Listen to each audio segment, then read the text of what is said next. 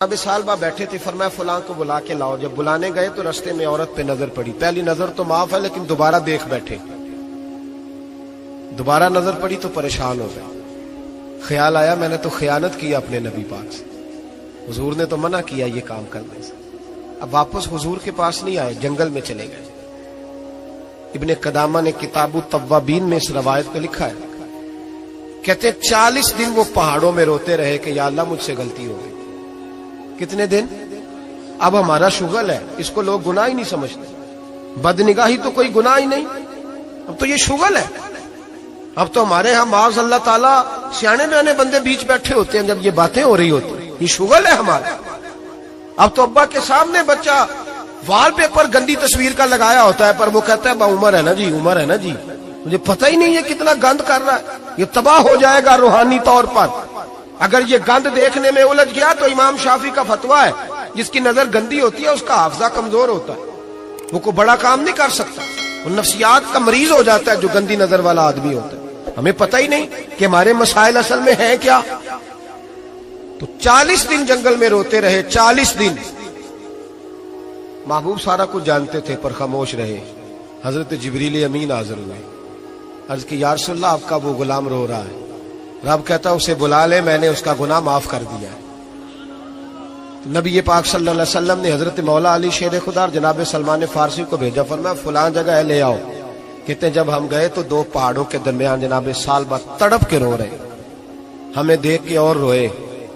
کہنے لگے علی میرے بارے میں کوئی آیت تو نہیں نازل ہو گئی؟ تو کہا نہیں، چل حضور نے بلایا ہے۔ کہا اچھا حضور کہتے کیا تھے، فرماتے کیا تھے؟ کہا پتہ نہیں لیکن بلایا ہے۔ کہتے جب ہمارے ساتھ چلنے لگے، مسجد نبوی قریب آئی تو کہنے لگے علی بہت بڑا گناہ کر بیٹھا ہوں، نظریں میلی ہو گئی، وضو نہیں آنکھوں کا، مجھے ڈائریکٹ نہ لے کے جاؤ حضور کے پاس۔ جب نبی پاک نماز کی نیت باندھ لینا پھر میں جاؤں گا، میں پیچھے کھڑا ہو جاؤں گا حضور کے، میری طبیعت میں حوصلہ نہیں۔ یہاں تو پتہ نہیں میں کس طرح عشق رسول کا دعویٰ کرتا ہوں منبر پر بیٹھ کر، اور ہماری یہ میلاد آئے گا تو محفل میلاد میں اس طرح کے دعوے ہوں گے اسٹیج پر کہ علمان والحفیظ، پتہ نہیں کیا کیا لوگ کہہ دیں گے، پتہ نہیں ہم کیا ہے اور ہم کیا کہہ رہے ہیں، من آنم کے من دانم، پتہ ہی نہیں، اور کتنا بڑا دعویٰ کر دیا۔ کہ میرے اندر طاقت نہیں سامنا کر دے۔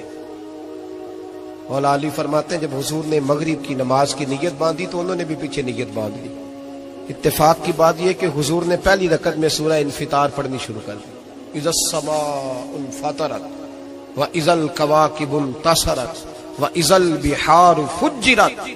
کہتے ہیں جب محبوب اس آیت پہ پہنچے نا کہ یا ایھا الانسان ما غرک بربک الکریم، اے انسان تجھے کس چیز نے دھوکے میں ڈال دیا، حالانکہ تیرا رب تو بڑا ہی کرم کرنے والا ہے، تو کس طرح کسی اور کے دھوکے میں، بربک الکریم، اور ضمیر واحد ہے، میں تفسیر پہ نہیں جاتا، کہا تیرا اپنا رب، بے رب کا تیرا اپنا رب، تیرا رب تو بڑا کریم ہے، تو پھر بھی کہیں اور چلا گیا۔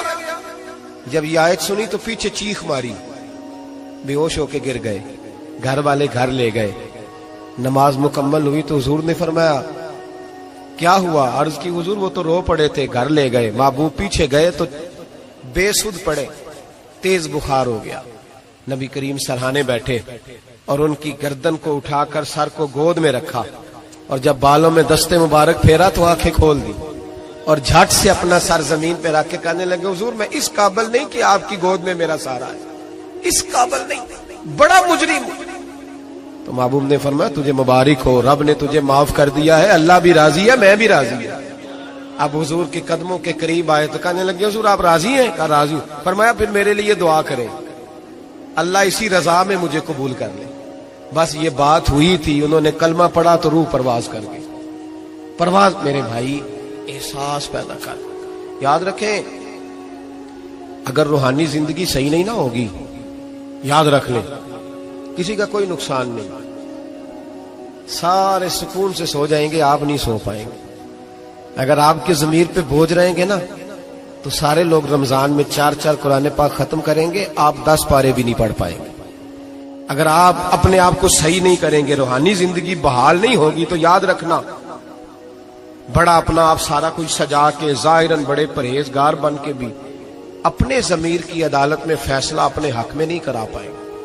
تجوریوں سے مال بھرا ہوا ہوگا لیکن گھر میں سکون نام کی چیز ڈھونڈنے سے نہیں ملے گی.